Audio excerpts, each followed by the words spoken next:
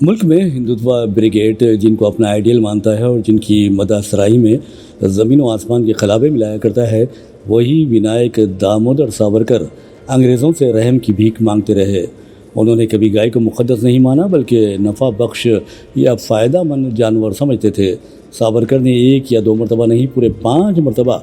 برطانوی سامراج کے پاس درخواست رحم روانہ کی۔ علاوہ ازیں دوسری جنگ عظیم میں برطانیہ کے ساتھ جنگ میں حصہ لینے کا موقع دینے کے لیے بھی انہوں نے درخواست دی تھی۔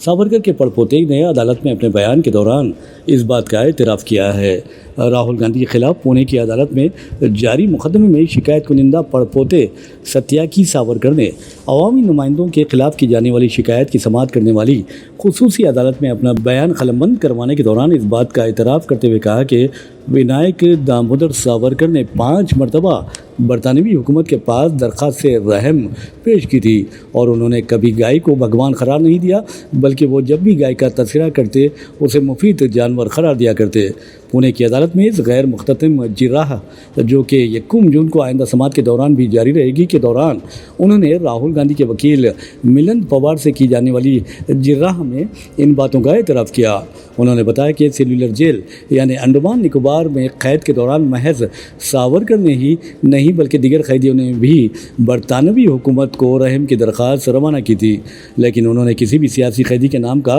حوالہ نہیں دیا، جبکہ دعویٰ کیا کہ سیلولر جیل میں قید کے دوران کئی سیاسی قیدیوں نے اس نوعیت کی درخواست روانہ کی تھی۔ انہوں نے جراح کے دوران گائے کے متعلق ساورکر کے نظریے پر کیے گئے سوال کا جواب دیتے ہوئے کہا کہ ساورکر نے گائے کو کبھی مقدس ہستی یا بھگوان قرار نہیں دیا بلکہ وہ اسے ایک مفید جانور قرار دیتے ہیں۔ ساورکر کے پڑپوتے راہل گاندھی کے خلاف حد تک کہ عزت کا مقدمہ دائر کرنے والے ستیاکی ساورکر نے بتایا کہ وہ 2 قومی نظریات ساورکر نے کبھی پیش نہیں کیا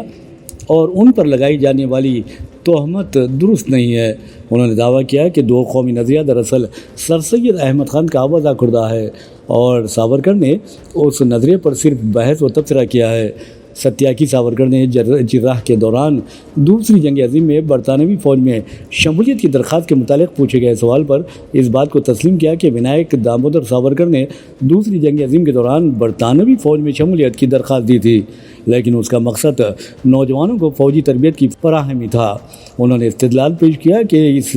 اقدام کا مقصد نوجوانوں کو فوجی تربیت فراہم کرتے ہوئے انہیں آزادی ہند کے بعد ہندوستان کے دفاع کے لیے تیار رکھا جا سکے اور وہ ملک کی سرحدوں کی حفاظت کے لیے کارآمد ثابت ہوں۔ ان کے پڑپوتے نے ونائک دامودر ساورکر کے RSS سے تعلق سے لالمی کا اظہار کرتے ہوئے کہا کہ وہ نہیں جانتے کہ ان کے پردادا جن کے متعلق راہل گاندھی نے ریمارک کیے ہیں ان کے سیاسی نظریات کیا تھے۔ ساورکر کے پڑپوتے نے ساورکر کو بھارت رتن کے اعزاز سے نوازنے کا مطالبہ کیے جانے کے متعلق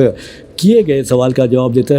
دیتے ہوئے کہا کہ وہ نہیں جانتے کہ وہ کون لوگ ہیں جو ساورکر کو بھارت رتن کا مطالبہ کر رہے ہیں، جبکہ یہ فیصلہ کرنا حکومت ہند کا اختیار ہے۔ انہوں نے گاندھی خاندان میں دیے گئے بھارت رتن ایوارڈز کا حوالہ دیتے ہوئے کہا کہ ایک ہی خاندان میں 3 افراد کو بھارت رتن دیا گیا ہے۔ راہل گاندھی پر ساورکر کی توہین کا الزام عائد کرتے ہوئے ان کے خلاف دائر کی گئی اس درخواست کی سماعت اور جراح کے دوران ساورکر کے پڑپوتے کے اعتراف کے بعد ملک بھر میں نئی سیاسی بحث سے چھڑنے کا امکان ہے، کیونکہ ہندوتوا نظریہ ساز ساورکر کے دفاع میں اترنے والوں کو اب خود ساورکر کے پڑپوتے کے اعتراف کے بعد مزید بحث و مباحث کا سلسلہ شروع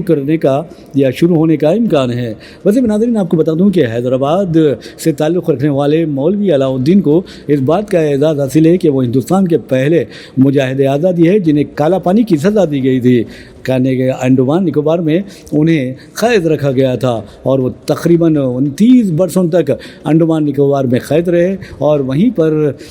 ان کا انتقال ہوا۔ لیکن افسوس کی بات یہ ہے کہ ساورکر جنہوں نے بار بار انگریزوں سے معذرت خواہی کی تھی، معافی